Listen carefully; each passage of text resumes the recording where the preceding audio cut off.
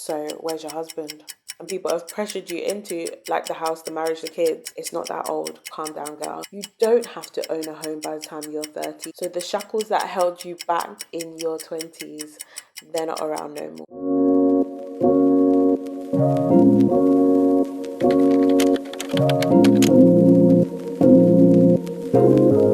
Hello and welcome to episode 2 of Discern.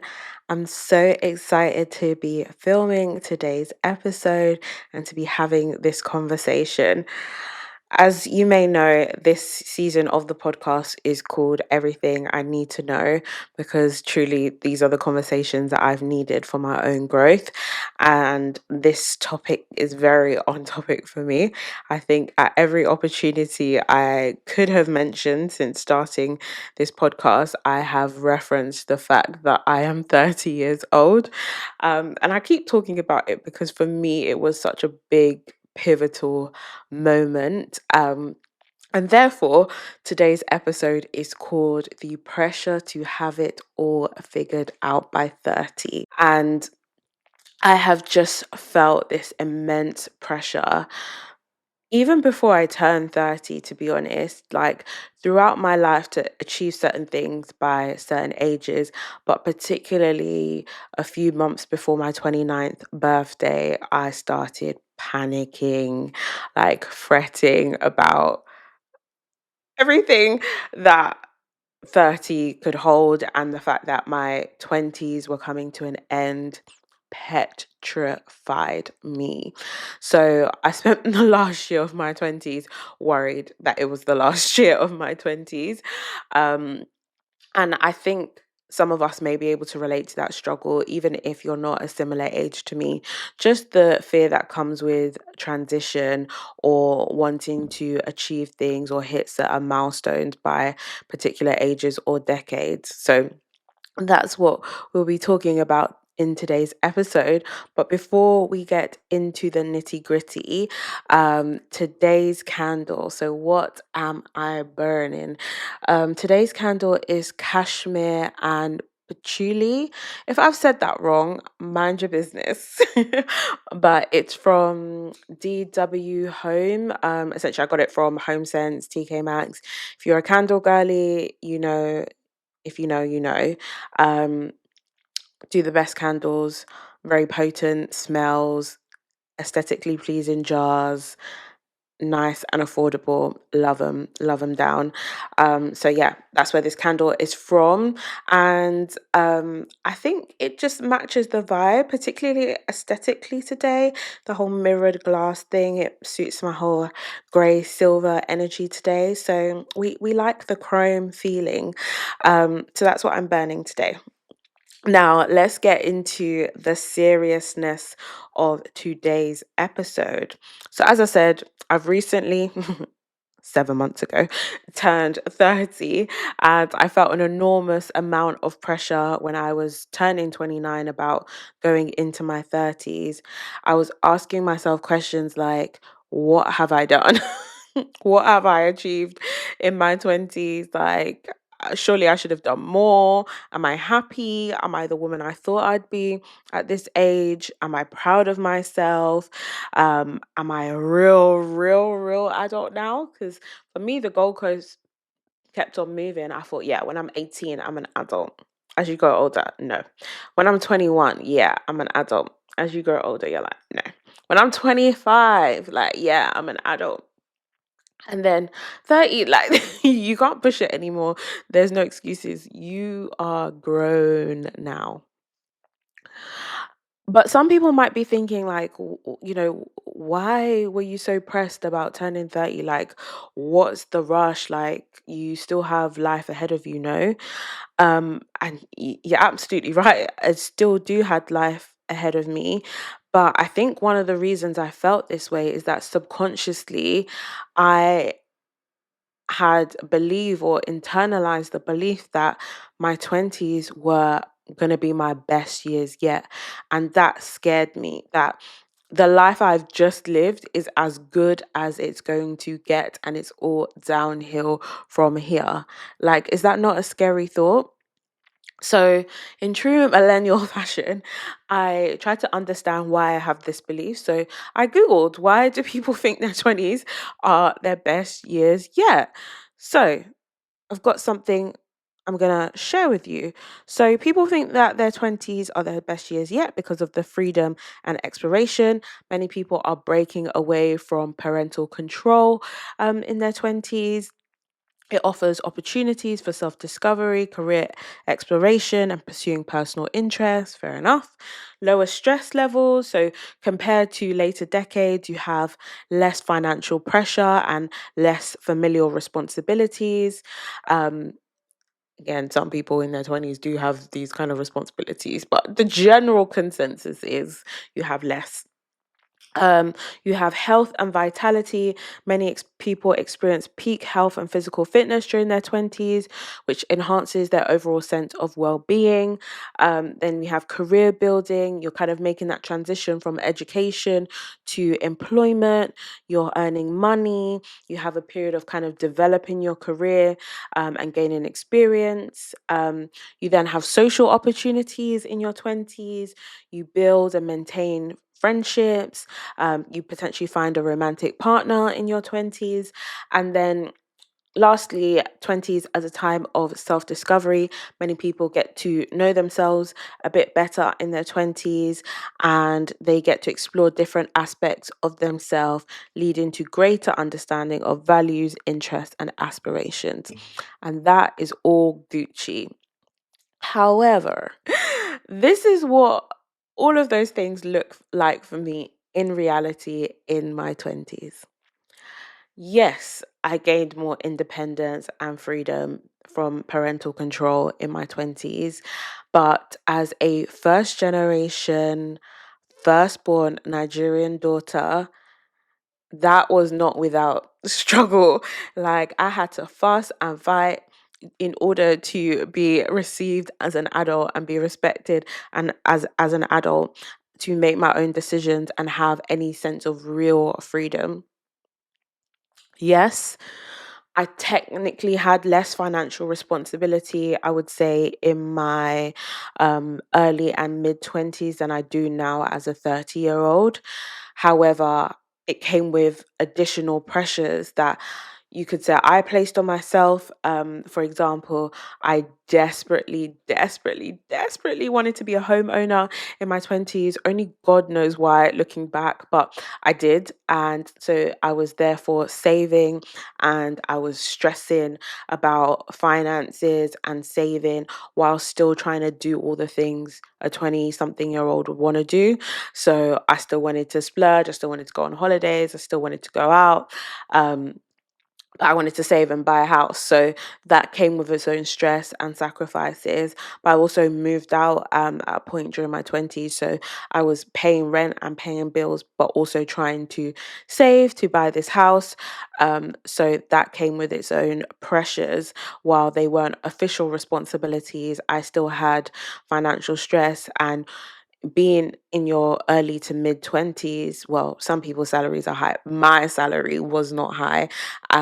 So I was doing that with the little that I had. Also in my 20s, there was times where I was very fit and healthy. Yes, correct, true. However, there was also times where I was not fit and healthy. There were times where I had unexpected health issues come up. There was a time where I was hospitalized and discovered that I had a neurological issue. There were times where during the pandemic, for example, the second lockdown, I gained about 20 kg in 6 months. And if you know anything about weight, that's a lot of weight very fast.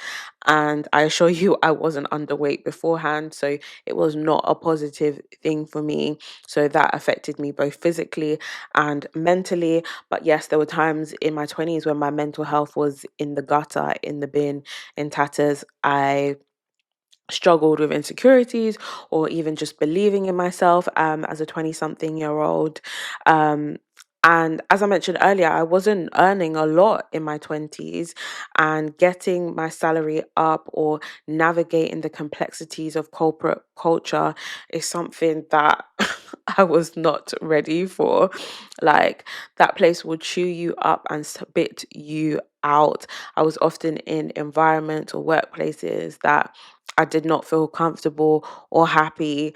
Um, and for some crazy, absurd reason, I went back and did a master's when I was 25 whilst working full time. So I was then balancing or juggling full time employment that was already sucking the life out of me.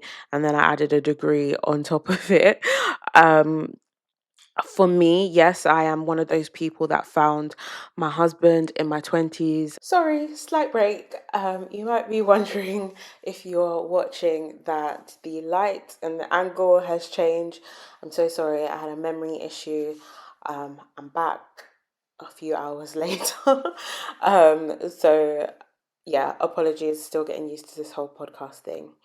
But let's try and pick off where we left off. What I was trying to say before I was rudely interrupted was that um, I met my husband in my 20s, but I also appreciate that this isn't always the case. And for my other relationships and platonic friendships, like I felt like I've gained and lost friends in my 20s. Or there's even people where I was really close to them and now I still have a relationship with them, but a lot more distant than we were at one point during my 20s or even my teenage years. So I was also going to talk about how the self-discovery element of what Google says in terms of why your 20s are considered your best years is true, in the sense that I did get to know myself a lot better. I did get to discover myself. But I would say that self-discovery is not all it's cracked out to be. Like, it's not always pretty. It's not always rainbows and sunshine. It's definitely not just face masks and bubble baths. Like, sometimes that process of knowing myself was messy and it was ugly and it was complicated. Sometimes I learned things about myself, good and bad, the hard way. And sometimes, it required, like, professional help. Like, at 3 different points in my 20s, I sought out therapy. And therapy is great for self discovery. But if you've ever done therapy, you know that sometimes you are like bogey crying in those therapy sessions. That certainly isn't pretty or comfortable. So I say all of that to say, like, yes, these are the reasons that society or Google or we believe that your 20s are meant to be your best years yet. But all of those same reasons I've discussed in my life, how they haven't always been pretty or linear, or actually it hasn't worked out for me in that way. And I think I'm not the only one. I don't think this is unique to me. I think a lot of our 20s will look like this, where yes, some of these things were true, but actually it wasn't always a straightforward, easy journey in your 20s. So let's get into now why the 30s are so scary. So by contrast, the 30s are scary because we've got the societal and personal expectations. So this could be expectations we've put on ourselves or expectations that other people have put on us. There's increased pressure to just have it all together and be an adult, have the family, have the relationship, have the partner, have the money. You've got aunties looking at you like, so where's your husband? You've got uncles looking at you like, where's your house? Where's your car? Where's your wife? You've got family members looking at you like, so are you going to have children now? How come you haven't had kids yet? So I think wherever you fall on that spectrum, there is some sort of expectation as you get older. A lot of us would have started experiencing those things in our 20s, but it's like it gets more violent when you enter the 30s. You have changes in social circles in your 30s. More people are evolving, changing, growing apart. So you may miss out on certain friendships. There's more of a focus on long-term goals. In our 20s, we often have the luxury of making decisions that may only impact a few weeks or months or years. And in your 30s, sometimes you're making decisions that are going to impact decades of your life. So there's that increased pressure. There's also physical changes. I know if you're older than your 30s, you're probably thinking, girl, you haven't seen nothing yet. But there are physical changes, even if they are subtle between your 20s and 30s. You may start to notice more wrinkles, like me, under my eyes, girl. You may start to get grey hair. You may start to notice like changes in your muscle mass. So there's all sorts of changes that can take place. You might also have changes in your metabolism. So for example, your metabolism slows down, and if your diet doesn't adjust to your new slower metabolism, then that can cause weight gain. For women, we have the added joy of changes in fertility. So that can start to decline right from the age of 30, but then your increased maternal age, or when there's significant changes from the age of 35, then let's not talk of the mental and emotional changes that come with all the responsibility you've been praying for and people have pressured you into, like the house, the marriage, the kids. They come with their own stress and anxiety, so you got to think about that. So now that we've established it all, so we know this is why we think our 20s are our best years yet. We know what our 20s can look like in reality. And now we know why we are so scared of our 30s. Now we can get to the good part and start to unpack and change how we see our 20s versus our 30s. And even if it comes from language like that, like using verses, our 20s are not against our 30s. They are all useful years into making us who we are and having the full lives that we hope to have. So, for example, there is no assigned decade to anything. Contrary to popular belief, you don't have to own a home by the time you're 30. You don't have to get married by the time you're 30. You don't need to have kids by the time you're 35. You don't. There is no assigned decade to anything. People achieve things at different times in their lives. Yes, some things will be affected by biological things to a degree. I can't, argue with the science of it. But a lot of the things we put pressure on ourselves to do or achieve aren't constrained, and we have put those constraints on ourselves. There is no assigned decade to anything. Secondly, don't get caught up in comparison. Again, it's so hard to not talk about comparison when we talk about any aspect of our lives, because sometimes or oftentimes our beliefs come because we compare ourselves to other people. So, for example, if you're in a position where all your friends are getting married, they're getting engaged, and you don't have a boyfriend in sight, you might be thinking, oh, but I said I was going to get married by 30. Girl, do not put that pressure on yourself. And somebody's probably thinking, easier said than done. You're one of the people that found your partner in your 20s. I get it. And I do think it's easier said than done. But I also understand that comparison does not help you achieve what it is that you want to achieve. It doesn't get you there faster. It just makes the journey more miserable, more tedious, more dreadful. So why do it? In fact, it can be dangerous because it can do the opposite of what we want, where we become more desperate and we settle for less in order to meet a milestone that we've set for ourselves. And then the third thing is kind of focusing and emphasizing on the journey. And it might sound cliche, but life truly is a journey, and in that journey there are going to be highs and there are going to be lows. But what I think is important is that we don't just celebrate the big highs, the big achievements, the big milestones, that we learn to celebrate the little and small wins along the way, that we have gratitude for the fact that we are alive and able to age, because life in itself is a gift. And I think many of us have the belief that we want to grow old, and with growing old it comes with all the things that come with getting older, and we should embrace that, because it's what makes our life our life. It was what makes our journey our journey, and really learning to hone in and celebrate that journey rather than just waiting for specific milestones to be able to enjoy ourselves, not having like a delayed joy. So here are some positive things about your 30s. So some things to look forward to if you're in your 20s, or if you're a girl in your 30s like me.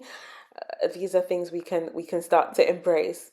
We've got personal growth and self-awareness. Like, unlike the type that comes in your 20s, at this point it's a lot more increased. Like, you know you're that girl at this point in your life. You have a deeper understanding of your strengths and your weaknesses. You understand your core values, and you're more informed about the decisions that you make for your life. Key to being discerning. You have increased confidence and self-esteem. You have improved relationships. You have a greater understanding of yourself. So it's easier for you to build like long-term strong relationships. You're able to have healthier relationships. You're clearer on your boundaries with people, and you're able to prioritize your needs.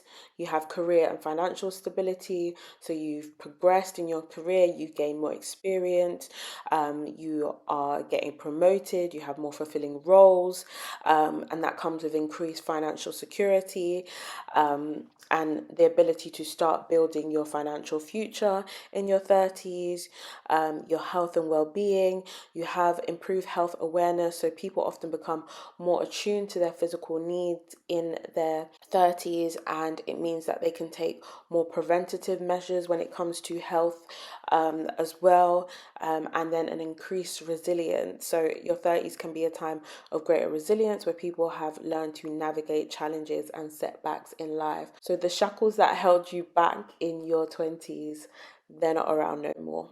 Other positive, weird, quirky facts I found about your 30s is that you reach your cognitive peak for facial recognition. That sounds useful. You have scientific genius peaks in your 30s, or your late 30s specifically. People apparently don't truly feel happy till the age of 33, due to a combination of living in the moment and learning how to worry less. People invest more in those meaningful friendships and relationships. Our circles then shift from quantity that might have existed in the 20s to quality. Women are said to enjoy sex better in their 30s, and also have more confidence in their bodies. Men equally as much. We have greater endurance. Women aged 37 and men aged 39 are more likely to finish in the top 10 of ultra marathons. People start to enjoy holidays more, so you have more discernment in terms of picking how and when and where you go on holiday, and your experiences are now focused on having meaningful, enjoyable experiences versus just like partying and taking cute pics.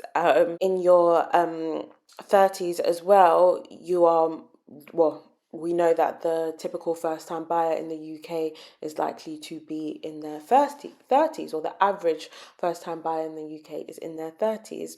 And then I've got a list of people here that achieve great things in their 30s. But before I even say this list, don't limit it to these people. Look in your life, look in the women and the men in your life and what they've achieved and what they've done. And you'll see that across the different decades of their life, 20s, 30s, 40s, 50s, 60s, and so on, people have achieved great things. People have had beautiful memories and milestones worth celebrating.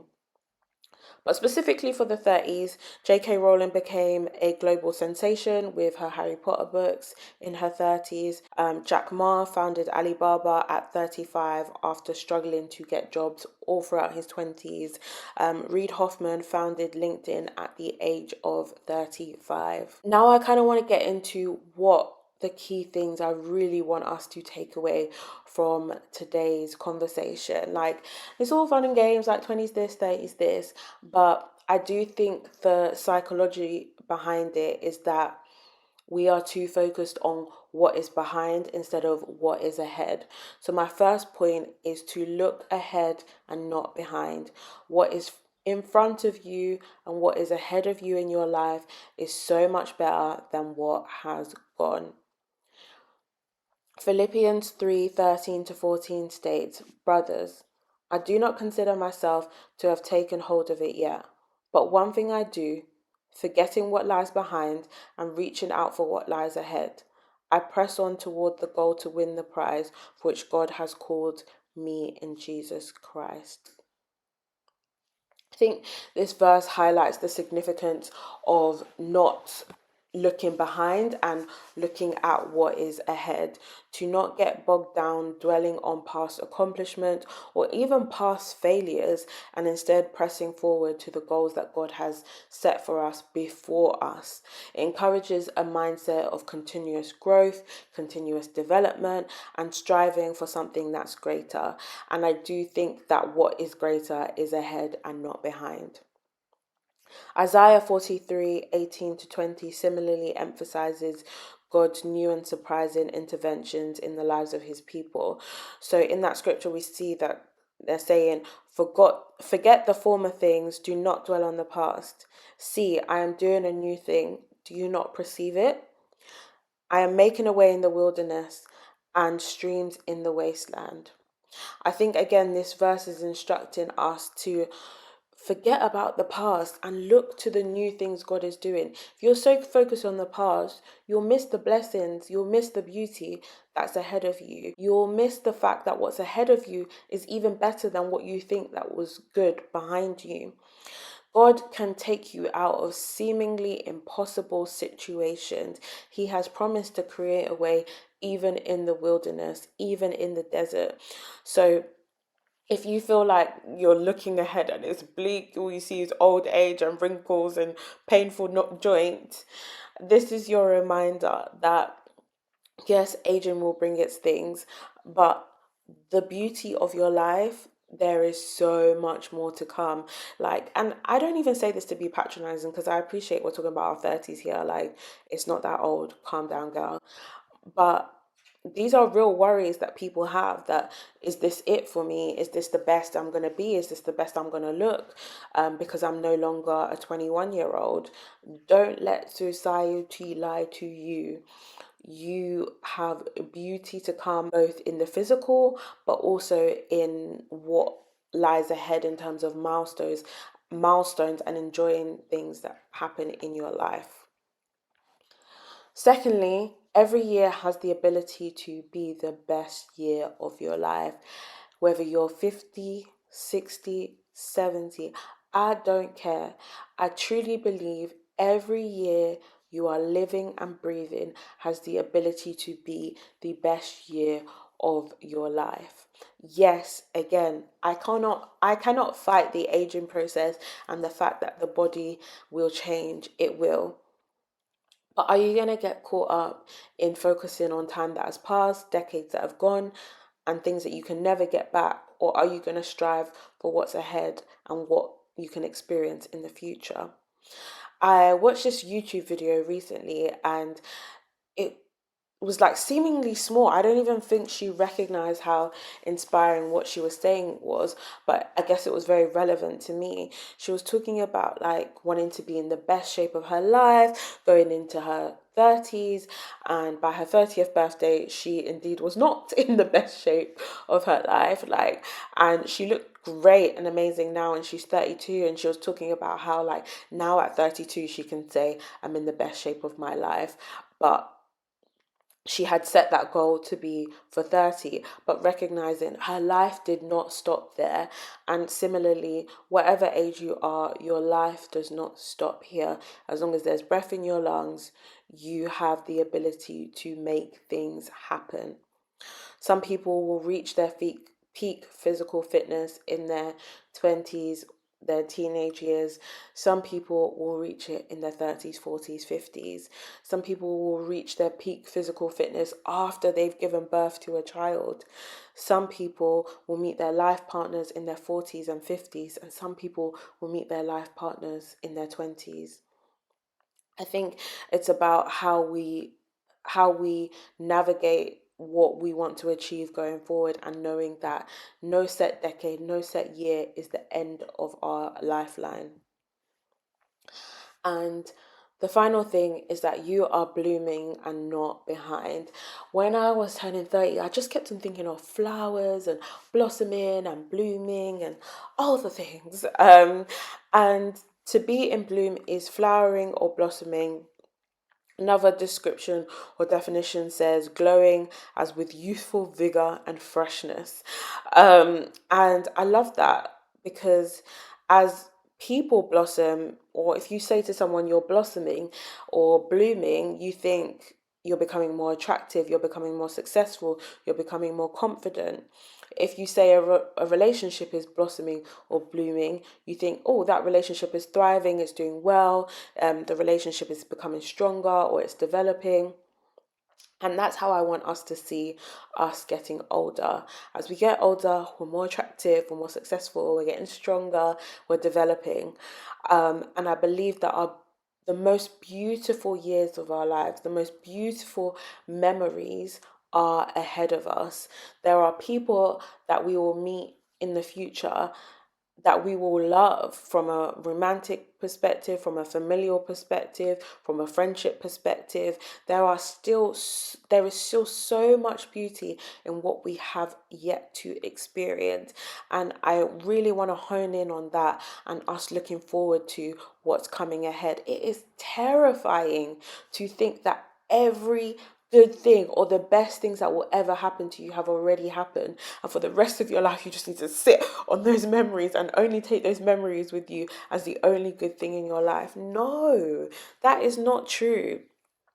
And I think 30 in particular stands out in the Bible as a year of like maturing or entering into a season of readiness. I spoke about in the previous episode about how Jesus is said to perform his first miracle at 30 years old, and largely was unknown before that point.